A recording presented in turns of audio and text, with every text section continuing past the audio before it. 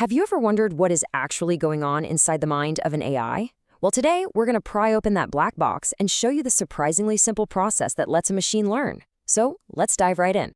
Okay, look at this handwritten 7. For you and me, it's obvious. But how does a machine get there? It feels like magic, right? Especially when it can do this for thousands of messy, real-world examples from the famous MNIST dataset, which is basically a giant library of handwritten numbers that we use to train AI. But you know what? Behind the curtain, it's a process we can actually break down and see for ourselves. You know, the dream of an artificial mind is way older than you probably think. This whole story stretches back over 80 years. It started with just a simple sketch of a neuron back in the 1940s, and then came these clunky, room-sized machines in the 50s. The idea was always there, but it wasn't until the 2000s that our computers finally got powerful enough to really bring these incredible theories to life. All right, so to understand how this all works, we need to zoom all the way in, right to the very heart of the machine. Let's meet the hero of our story, the humble artificial neuron. It's called a perceptron, a concept from way back in 1958. Now, don't let the name intimidate you. It's a really simple idea that is the foundation for pretty much all the complex AI we have today. Just imagine it as a tiny little gatekeeper, making a simple yes or no decision. That's it. So the inspiration for this comes directly from our own brains. But here's the difference. While a biological neuron is this messy, complex chemical soup, the artificial neuron is just pure, clean math.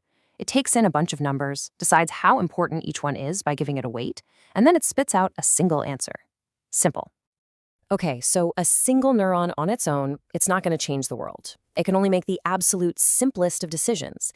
But the real power, that little spark of intelligence, that emerges when we connect thousands, even millions of them together in a network. And this is what it looks like. It's a multi-layer perceptron, and information just takes a one-way trip through it. For our handwritten digit, all the pixels from the image flow into that first input layer.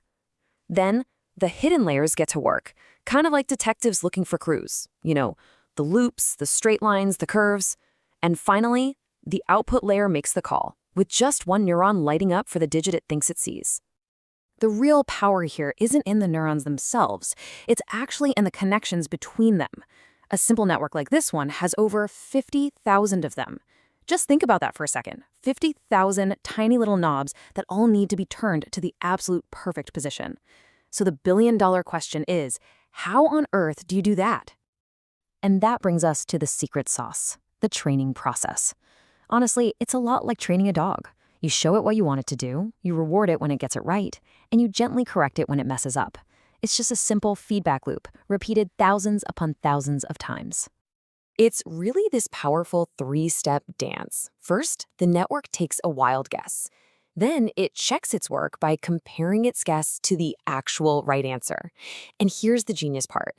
It then nudges every single one of its 50,000 connections just a tiny bit in the right direction to make a slightly better guess next time. You do that thousands of times, and suddenly you've got a network that's getting smarter with every single image it sees. So how does it know how badly it messed up? Well, it uses something called a loss function. I know, it's a fancy name, but it's a really simple idea. It's just a score that says how wrong it was. A high score means a huge mistake. A low score means it was pretty close. The entire goal of training is to get that score as low as it can possibly go.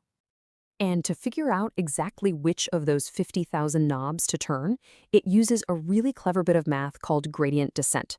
No, don't worry about the name. All you need to know is that this is the engine that drives the whole learning process.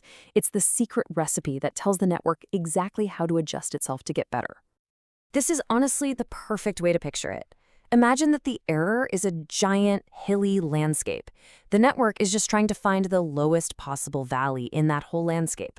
Well, gradient descent is like giving it a superpower. It can always see the steepest path down. So just like a ball rolling downhill, it keeps taking steps in the direction that lowers its error the most, until it finally settles at the very bottom. So that's all the theory. But what does this whole process actually look like in practice? Well, let's go back to our network. At the very beginning, all of its connections are set completely at random. It's a total blank slate. And as you'd probably expect, a network with totally random connections is, well, it's useless. It's just guessing. With 10 digits to choose from, it gets it right about 10% of the time. I mean, you could do that yourself with your eyes closed. But then we let it learn. After thousands and thousands of cycles of that predict, measure, adjust loop, something truly incredible happens. The accuracy just skyrockets to over 90%. Those 50,000 random knobs are now a finely tuned machine, totally optimized to find the hidden patterns in the pixels. In a very real sense, it has learned to see. So let's just pull this all together. What we've seen today isn't magic. It's actually something even more amazing. It's complex, intelligent-seeming behavior emerging from a network of incredibly simple parts. All it takes is a systematic process of trial, error, and correction. Now, this isn't true consciousness, but it is a simulation of intelligence that is completely changing our world. And that leaves us with a truly mind-bending thought. If this is what we can achieve with simple math and a clear process, what happens when these networks become 1,000 or even 1,000,000 times bigger? Where does this journey actually end? That's a question we're all trying to answer right now.